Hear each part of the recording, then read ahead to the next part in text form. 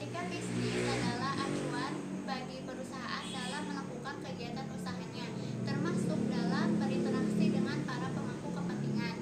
Sedangkan etika kinerja adalah sekumpulan nilai atau norma yang dipegang teguh oleh para pemimpin dan karyawan dalam melaksanakan tugasnya. Dan kebijakan etika adalah sekumpulan komitmen yang terdiri dari kebijakan etika dan kebijakan kerja yang disusun untuk mencapai visi dan misi perusahaan. Selanjutnya saya akan menjelaskan 3 tipe manajemen dari sudut pandang etikanya. Yang pertama ada manajemen tidak bermoral. Nah, dorongan melakukan tindakan manajemen tidak bermoral yaitu ketamakan, di mana tujuan utamanya itu mencapai kepentingan diri sendiri. Yang kedua ada manajemen amoral. Tujuan dari manajemen amoral yaitu laba, di mana perusahaan tidak mempertimbangkan etika dalam mempertimbangkan keputusan. Yang ketiga ada manajemen bermoral. Nah, manajemen bermoral bertujuan untuk mencapai keberhasilan dengan menggunakan prinsip-prinsip etika, di mana selalu melihat standar hukum dalam berperilaku. Selanjutnya, saya akan menjelaskan kebijakan etis yang berhubungan dengan stakeholder. Yang pertama, ada hubungan dengan insan perusahaan. Sebagai salah satu contohnya, di mana perusahaan itu bersikap adil atau memperlakukan semua karyawannya dengan adil. Yang kedua, ada hubungan dengan konsumen atau pelanggan. Salah satu contoh kebijakan etis dengan konsumen yaitu dengan memberi informasi mengenai produk secara jelas. Yang kedua, dengan memberi pelayanan yang berkualitas. Yang ketiga, yaitu hubungan dengan pemasok. Salah satu contoh kebijakan etis yang berhubungan dengan pemasok yaitu memperlakukan pemasok secara adil atau sama, dan yang kedua, melakukan pengadaan barang secara transparan. Yang keempat, ada hubungan dengan kreditor. Salah satu contohnya di mana perusahaan menyediakan informasi yang aktual kepada kreditor serta memenuhi kewajiban dan hak-hak sesuai dengan perjanjian. Yang kelima, ada hubungan dengan masyarakat dan lingkungan sekitar. Nah, salah satu contoh kebijakan etis yang dilakukan oleh perusahaan yaitu dengan menjalankan program CSR atau Corporate Social Responsibility. Dan yang keenam yaitu hubungan perusahaan dengan pemerintah. Nah, salah satu contohnya yaitu dengan mematuhi dan menerapkan peraturan perundang-undangan, menjalin hubungan yang sehat, serta menghindari praktek KKN atau korupsi, kolusi, dan nepotisme. Selanjutnya, yang ketujuh ada hubungan stakeholder dengan investor. Hubungan dengan investor. Salah satu contoh kebijakan etis yang mengatur hubungan dengan investor yaitu dengan menghormati hak-hak pemegang saham atau investor. Yang kedelapan, hubungan dengan mitra usaha. Salah satu contohnya yaitu dengan memilih mitra usaha dengan mengedepankan asas manfaat dan menjalin kerjasama dengan mitra usaha sesuai dengan nilai-nilai etika. Yang kesembilan, hubungan dengan pesaing. Salah satu contohnya yaitu dengan selalu saling menghormati dan melarang perjanjian atau kesepakatan dengan pesaing yang melanggar peraturan perundang-undangan. Yang ke-10, hubungan dengan media massa. Salah satu contohnya yaitu dengan memberikan informasi yang akurat, terbuka, dan bertanggung jawab, serta menerima dan menindaklanjuti kritikan-kritikan. Dan yang terakhir, yang ke-11, yaitu hubungan dengan anak perusahaan, yaitu dengan selalu bekerja sama dengan baik dengan anak perusahaan. Assalamualaikum warahmatullahi wabarakatuh. Perkenalkan, nama saya Nadila Dwi Agustin. Saya di sini sebagai presenter kedua dalam presentasi kebijakan etis. Yang pertama akan saya bahas adalah bagaimana cara mempertahankan standar etika. Nah, bisa dilihat sendiri di sini ada 10 poin. Yang pertama yaitu ciptakan kepercayaan perusahaan. Nah, maksudnya di sini adalah bagaimana sebuah perusahaan mampu menciptakan nilai-nilai perusahaan yang akan mendasari tanggung jawab etika bagi pemilik kepentingan. Nah, poin yang kedua yaitu ada kembangkan kode etik. Nah, kode etik itu sendiri adalah catatan tentang eh, prinsip etika dan standar tingkah laku yang diharapkan perusahaan dari karyawan. Nah, yang ketiga yaitu ada jalankan kode etik dengan adil dan konsisten. Jadi maksudnya di sini adalah manajer harus mampu mengambil tindakan apabila ada pelanggaran kode etik oleh karyawan. Nah, apabila nantinya ada karyawan yang mengetahui bahwa ada seseorang yang melanggar etika tetapi tidak mendapatkan hukuman, maka nantinya kode etik yang sudah diterapkan tersebut tidak mempunyai makna apa-apa. Nah, yang selanjutnya yaitu ada lindungi hak perorangan. Nah, melindungi seseorang dengan kekuatan prinsip moral dan nilai merupakan jaminan meningkatkan kesadaran diri pada karyawan. Nah, jadi sebagai manajer yang baik seharusnya mampu melindungi hak dari perorangan setiap individu yang terdapat dalam perusahaan tersebut. Selanjutnya yaitu ada pelatihan etika. Nah, pelatihan etika ini sangat penting bagi karyawan karena dengan adanya pelatihan etika akan menjadi alat untuk meningkatkan etika karyawan yang lebih baik. Lalu selanjutnya adalah lakukan audit etika secara periodik. Nah, audit ini merupakan cara terbaik untuk mengetahui bagaimana perkembangan etika yang diterapkan dalam perusahaan tersebut. Nah, dari hasil evaluasi nantinya akan memberikan suatu hal yang akan memudahkan perusahaan dan akan meningkatkan kinerja atau sistem etika yang diterapkan di perusahaan tersebut. Nah, poin ketujuh yaitu ada pertahankan standar tinggi tentang tingkah laku, tidak hanya aturan. Jadi maksudnya di sini adalah tidak ada satu orang pun yang mampu mengatur mengenai norma atau etika. Akan tetapi, seorang manajer bisa saja memperbolehkan orang untuk melihat tingkat penampilan yang mereka harapkan. Nah, poin yang kedelapan yaitu hindari memberikan contoh tercela.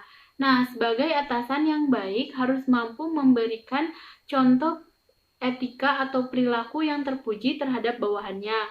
Nah, bagaimanapun karyawan akan mencontoh bagaimana etika dan perilaku atasannya. Nah, poin yang selanjutnya yaitu ciptakan budaya yang menekankan komunikasi dua arah. Nah, komunikasi dua arah ini memang sangat penting. Apabila komunikasi hanya berjalan satu arah, maka komunikasi yang terjalin tidak akan efektif dan akan ada terjadi miscommunication. Nah, dan yang poin yang terakhir adalah libatkan karyawan dalam menetapkan standar etika. Jadi maksudnya karyawan harus dilibatkan, diberi kesempatan dalam menetapkan standar etika untuk memberikan umpan balik bagaimana standar etika tersebut dipertahankan. Poin selanjutnya yang akan saya bahas adalah pendekatan dalam merumuskan tingkah laku etis. Nah, ada 3 poin. Yang pertama yaitu ada utilitarian approach. Pada pendekatan ini, semua tindakan harus berdasarkan pada konsekuensinya. Nah, oleh karena itu, dalam bertindak, seseorang harus mengikuti cara-cara yang mampu memberi manfaat yang sebesar-besarnya bagi masyarakat dengan menggunakan cara yang tidak membahayakan dan tidak merugikan masyarakat. Nah, poin yang kedua yaitu ada individual right approach. Nah, pada pendekatan ini, setiap orang dalam tindakan dan tingkah lakunya memiliki hak dasar yang harus dihormati. Namun, tindakan dan tingkah laku tersebut harap diperhatikan atau dihindari apabila diperkirakan akan terjadi benturan dengan hak orang lain. Poin yang ketiga yaitu ada justice approach.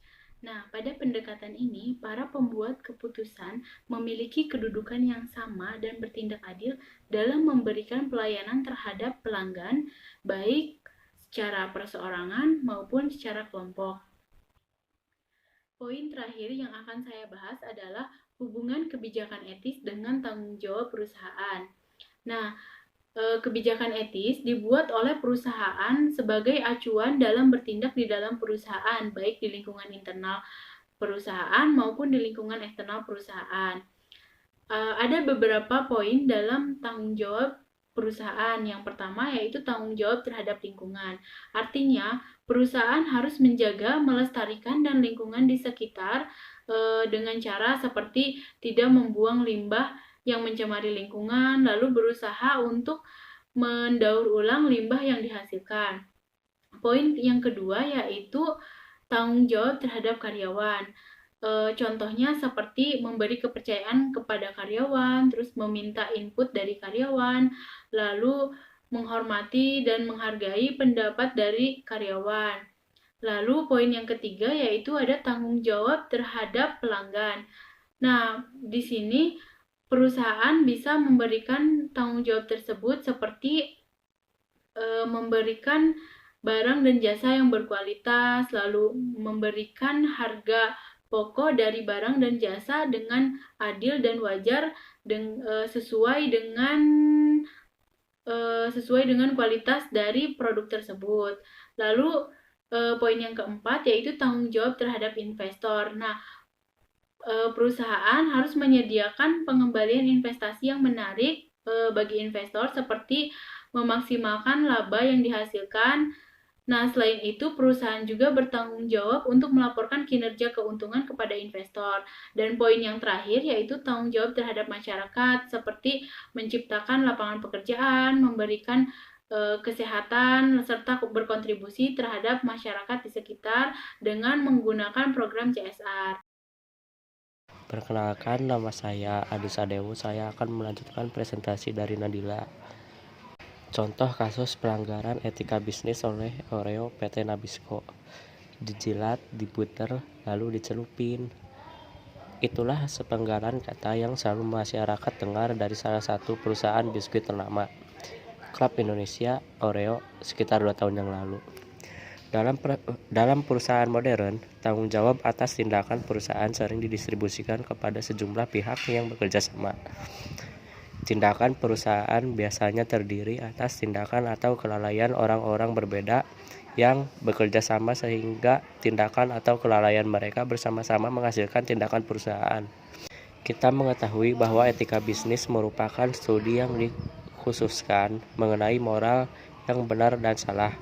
Studi ini berkonsentrasi pada standar moral sebagaimana diterapkan dalam kebijakan, institusi, dan perilaku bisnis. Etika bisnis merupakan suatu standar formal dan bagaimana standar itu diterapkan ke dalam sistem dan organisasi yang digunakan masyarakat modern untuk memproduksi dan mendistribusikan barang dan jasa dan ditetapkan kepada orang-orang yang di dalam organisasi. Dari kasus di atas terlihat bahwa perusahaan melakukan pelanggaran etika bisnis terhadap prinsip kejujuran. Perusahaan besar pun berani untuk mengambil tindakan kecurangan untuk menekan biaya produksi produk mereka hanya untuk mendapatkan laba yang besar dan ongkos produksi yang minimal, menyampingkan aspek kesehatan konsumen dan membiarkan penggunaan zat berbahaya dalam produknya. Dalam kasus Oreo, sengaja menambahkan zat melamin, padahal bila dilihat dari segi kesehatan manusia, zat tersebut dapat menimbulkan kanker hati dan lambung. Pelanggaran undang-undang. Jika dilihat menurut Undang-Undang Dasar, PT Nabisco sudah melanggar beberapa pasal, yaitu pasal 4 hak konsumen. Ayat 1. Hak atas kenyamanan, keamanan, dan keselamatan dalam mengkonsumsi barang dan atau jasa. Ayat 3. Hak atas informasi yang benar, jelas, dan jujur mengenai kondisi dan jaminan barang dan atau jasa. Nabisco tidak pernah memberi peringatan kepada konsumennya tentang adanya zat-zat berbahaya di dalam produk mereka. Akibatnya kesehatan konsumen dibahayakan dengan alasan mengurangi biaya produksi Oreo. Pasal 7 ayat 2 tentang kewajiban pelaku usaha, yang bunyinya memberikan informasi yang benar, jelas, dan jujur mengenai kondisi dan kejaminan barang atau jasa, serta memberi penjelasan penggunaan, perbaikan, dan pemeliharaan. pasal 8 ayat 1 dan 4. Pasal 1 yang bunyinya pelaku usaha dilarang memproduksi atau memperdagangkan barang atau jasa yang tidak memenuhi atau tidak sesuai dengan standar yang dipersyaratkan dan ketentuan peraturannya perundang-undangan. Ayat 4. Pelaku usaha yang melakukan pelanggaran pada ayat 1 dan ayat 2 dilarang memperdagangkan barang atau jasa tersebut serta wajib menariknya dari peredaran. PT Nabisco tetap meluncurkan produk mereka walaupun produk Oreo tersebut memenuhi standar dan ketentuan yang berlaku bagi barang tersebut. Seharusnya produk Oreo tersebut sudah ditarik dari peredaran agar tidak terjadi hal-hal yang tidak diinginkan, tetapi mereka tetap menjualnya walaupun sudah ada korban dari produknya. Pasal 19 ayat 1 sampai ayat 3. Ayat 1. Pelaku usaha bertanggung jawab memberikan ganti rugi atas kerusakan, pencemaran, dan atau merugikan konsumen akibat mengkonsumsi barang dan atau jasa yang dihasilkan atau diperdagangkan. Ayat 2. Ganti rugi sebagaimana dimaksud pada ayat 1 dapat berupa pengembalian uang atau penggantian barang atau jasa yang sejenis atau setara nilainya, atau perawatan kesehatan dan atau pemberian santunan yang sesuai dengan ketentuan peraturan perundang-undangan yang berlaku. Ayat 3. Pemberian ganti rugi dilaksanakan dalam tenggang waktu 7 hari setelah tanggal transaksi. Menurut pasal tersebut, PT Nabisco harus memberikan ganti rugi kepada konsumen karena telah merugikan para konsumen.